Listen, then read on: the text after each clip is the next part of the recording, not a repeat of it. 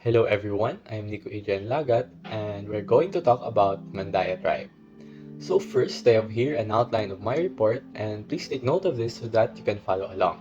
I also provided references so that if you want to learn more information, you can just access it. Now let us start with the meaning of Mandaya. The name Mandaya means people living upstream, Man meaning inhabitant of, and Daya meaning upstream. Now, we already know what the Mandaya word means, but where did they originate from? The Mandaya begot from many intermarriages. First is the Indonesians who came to the Philippines in a series of immigration waves from 3000 to 500 BC, where they intermarried with a native woman and begotten the Manobo of Eastern Mindanao. Then after this, the Malays arrived and intermarried with the Manobos and begot the Mandaya. Christianity of the Mandaya was also brought by the Spanish conquest, which also induced the Mandaya to settle in villages. However, because of frequent Muslim raids, the Christianized Mandaya were forced to return to the mountains and return to their old way of life. Okay, the Mandaya is the product of the Manobos and the Malays. But how do they differ in terms of looks? The Mandaya tribe have distinct facial features that will help us to identify them. The Mandaya have high foreheads, broad noses, thick lips, prominent cheekbones, and their face shape have angular features.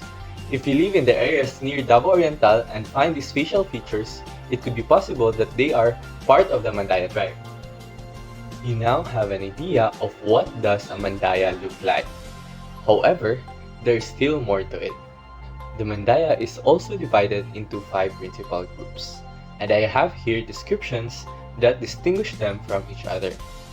First is the Mansaka. The Mansaka live in mountain clearings. Then we have Manwaga, which lives in forested mountain areas. The next is the Pagsupan, where they live in swampy banks of Tagum and Hijo rivers. Then we have Managusan, living near water. And lastly, the Divavaogan, found in the southern and western parts of Compostela Valley. The concentration of Mandaya is found in the areas of Davao Oriental.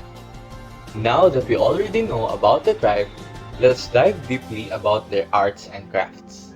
The clothes of the Mandaya are considered by many as the most beautiful in Mindanao. The textile they use is called dagmay, which is a hand-woven textile made from abaca.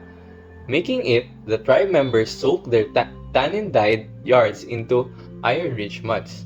The design of the fiber depict their folklore and beliefs.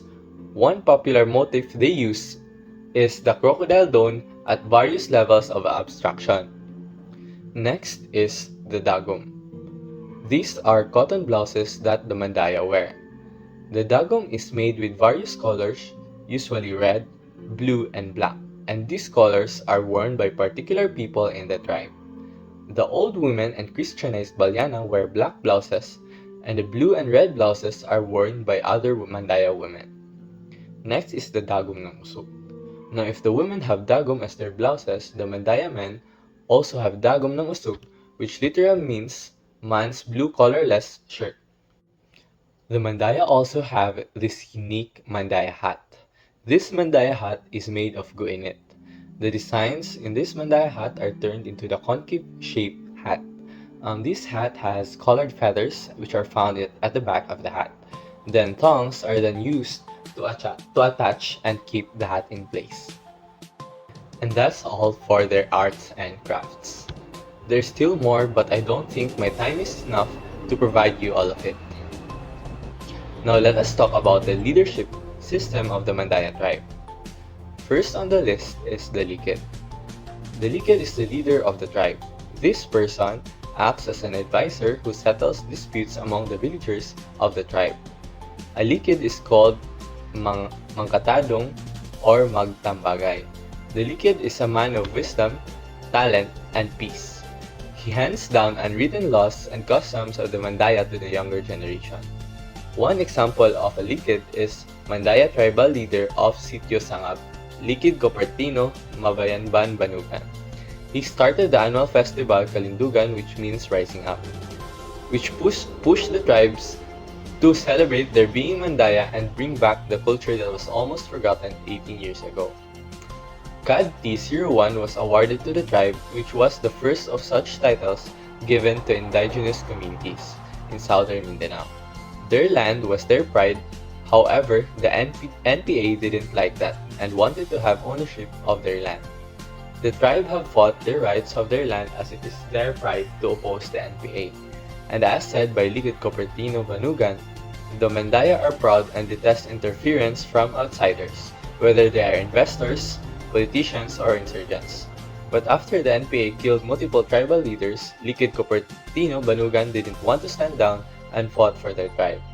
Then on December 30, sadly, LAGAT Cupertino Banugan died as a hero along with his brother and nephew by the NPA for opposing them.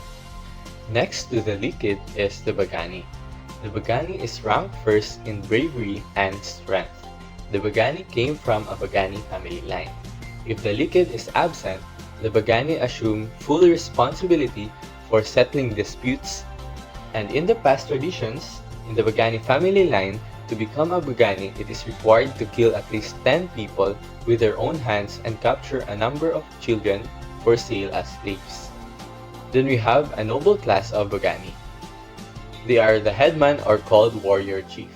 They serve as the Mandaya socio-political organization. Fun fact, the name Bagani was actually used in the television series of ABS-CBN featuring Liz Ken. However, the National Commission on Indigenous Peoples, or the NCIP, didn't like how the series was fictional and didn't portray what the true Bagani is and warns ABS-CBN about this. But in the end, they were able to solve this and they came into an agreement where the series displays a disclaimer before the episode which says that the series is just fictional and does not portray any indigenous roles. Next, we have the Baukan. The Baukan is a council of elders headed by the Mangkatadong or the LAGAT, which is composed of respected men. Next is the Balyans, also called Balyana and Balyan, are shamans and priestesses. They are tasked for the healing and cleansing of the soul. Then we have the Biya. The Biya forms her own council of female advisors and attends meetings of the Dato and his council. Only a selected few can be a Biya. This includes a Dato's wife, daughter, or female descendant. Beliefs and practices. After discussing the leadership system of the Mandaya, let us now talk about their beliefs and practices. So just like the majority of the Filipino people, the Mandaya are also Christians. However, the Christianity that they profess is a mix of traditional Catholicism with their own indigenous beliefs and practices. The Mandaya have high regard and respect for nature, as if it is the umbilical cord of their tribal life. They call their god Taginiit ta Kalibutan or Magbabaya. The Mandaya god, just like the Christian god, lives in the langit, which is the paradise, with the busaw or malevolent spirits and the diwata. Just like the Christians, they believe in heaven, earth, and hell. They call their heaven langit, then their earth is lupa or mandaluman na banwa where human beings live.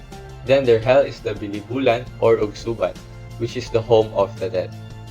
The guardians of the underworld are Maybulan, his father Ibol, which is also fondly called Usog or the old man, and his mother Ladyana, which is also called Buyag or the old woman, and his sister Langkawan. They make sure that the dead do not visit their relatives who are still alive on earth because such contact could cause illnesses. They also believe in another god named Busaw, which is the god of warriors.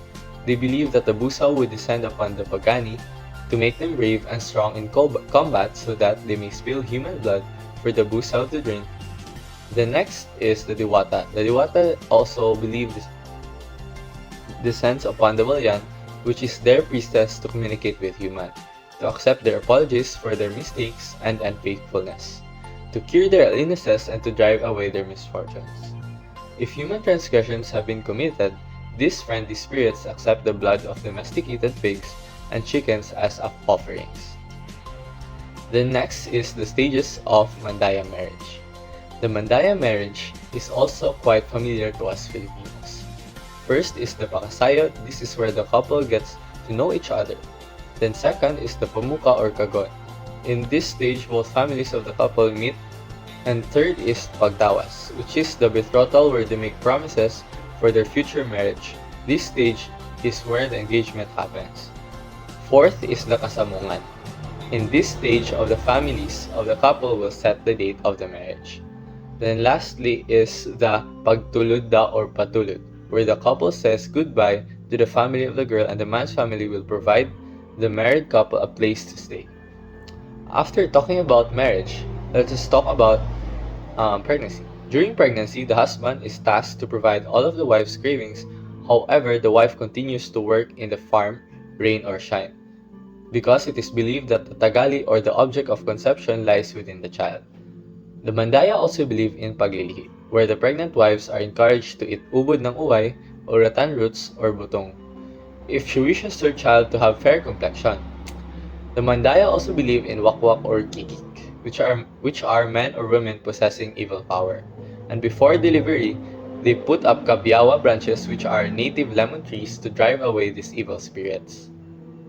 The husband is responsible to protect his wife, and it is believed that if the wife dies, the dead child can become a matyanak, and the wife may turn into a pregnant devil woman, or what they call tal-lakatak, and says to the husband, "Da ikaw, kun buko mo di da ako masingod sini." This means that were it not for you, this would not have happened to me. So to cut the umbilical cord, a sharpened bamboo piece is used to cut it. The cut portion of the cord is wrapped and hung with the placenta on a tree branch outside the house, believing that it would prevent the child from becoming a crybaby. Third day after birth, a birthday celebration called Yabangka ng Luwag, which means walking stick or cane, is held to cleanse the child from any evil. The magpipisal, who is the officiating person, measures the child's weight and moves it over to cooked rice, served on a plate or a big banana leaf. The elders who have gathered around then say, "Yabangka kau itin ng luwag," which means, "Boy, walk through life using the ladle as your cane." The associated belief is that the child would have luck, be free hunger, and live a long life. Next is their practices in death, burial, and mourning. Before burial, a mandaya is given a sponge bath and close relatives keep vigil.